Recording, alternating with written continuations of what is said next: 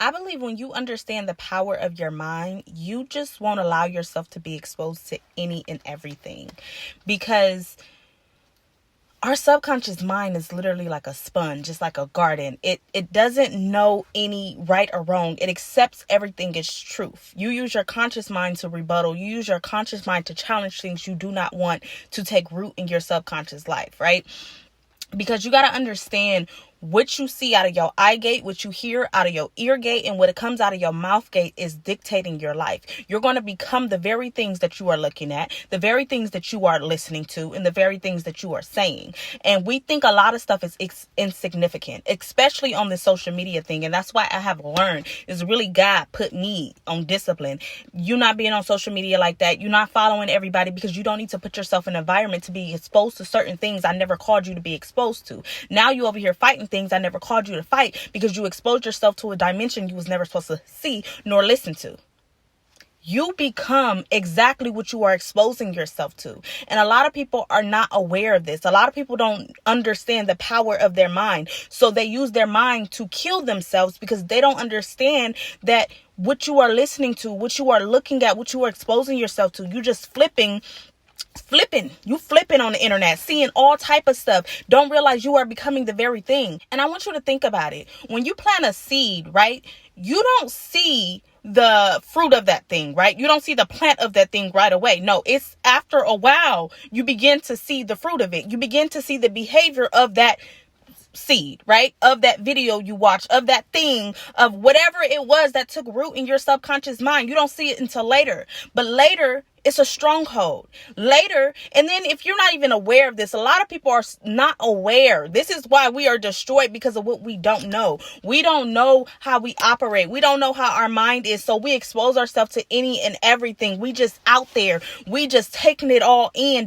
When we don't realize we are shaping who we are. We are shaping our life by what we expose ourselves to. We think it's insignificant. I can watch what I want to watch. I can do what I want to do. Yeah, you can, but don't take away the fact you're going to reap what you have sown, what you have allowed to take root inside your subconscious mind, because from your subconscious mind, life is going to flow.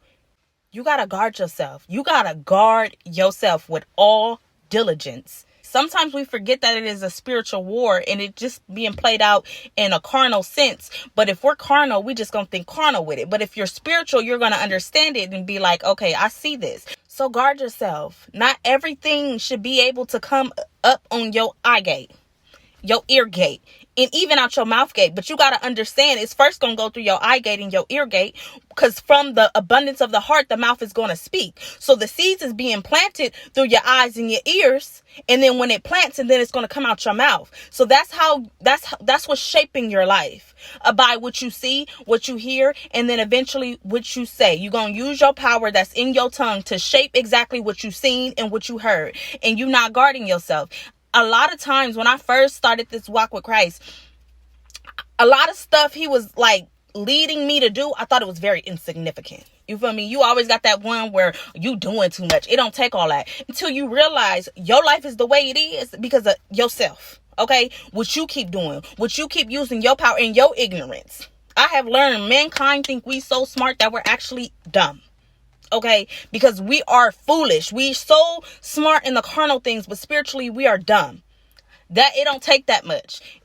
But you wondering why you can't go to sleep. You wondering why you fighting all these demons. You wondering why all this stuff is taking place in your life, but you don't realize it all started with what you exposed yourself to, what you allowed to go through your eye gate, what you allowed to go in your ear gate, and you didn't check it, right? Because there's some things we're not going to have no control over. We're not even going to get into that. But that's your job to check things at the gate. Reject things. Renounce things. Come out of agreement with things. Do not allow those things to take root in your garden, in your subconscious mind. That's the work you have to do. But it's some things we're just so ignorant with. We just, oh, that ain't nothing.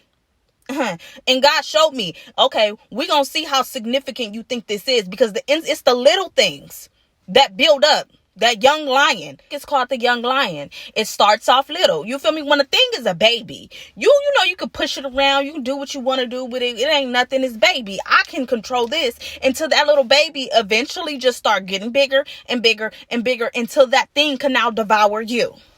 And that's exactly what it is. It's the little things. That ain't nothing. That's insignificant. You doing too much and all this and this and that, and you holy rollers and you this and you that, until you over there and you don't even own your body no more. You're possessed by a whole demon. You're possessed because it's the little things that add up.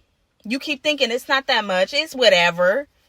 Until that little thing becomes that lion and devours you. So you got to check things little. Keep it at its little so you can have control, because you don't want that thing to get big. And now you feel me? I don't even want to get into all that. But be diligent. I learned, baby, God, like, unfollow everybody.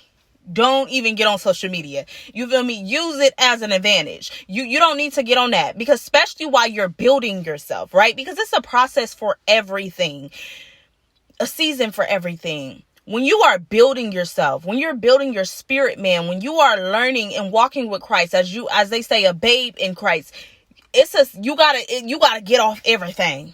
Like, you got to get isolated with it and build yourself. Because once you build yourself, once you become that strong person spiritually, right, internally, then certain things you can fight off, right? Because you're now strengthened. You have that strength. Your spirit overpowers your flesh, because the flesh is the beast. Can we be honest about it? The flesh is the beast. So once you have gotten to a point where your spirit can override your flesh, then it's certain things you can put yourself in, and you be like, okay, it's not that big of a deal, right? Because I'm stronger now. I know how to handle this. I have the wisdom to be able to know how to handle this thing. I can see the danger. I got strategy, right? It's all about seasons and being aware, because the times we living in, child, it's so much spiritual warfare going on, and it's all playing out. Like, the world is chaotic, and a lot of people are off. A lot of people are seeing everything is not what it appears. It's not what it seems. And a lot of people are way off with what's taking place in this world, and it's all spiritual. It's all spiritual. And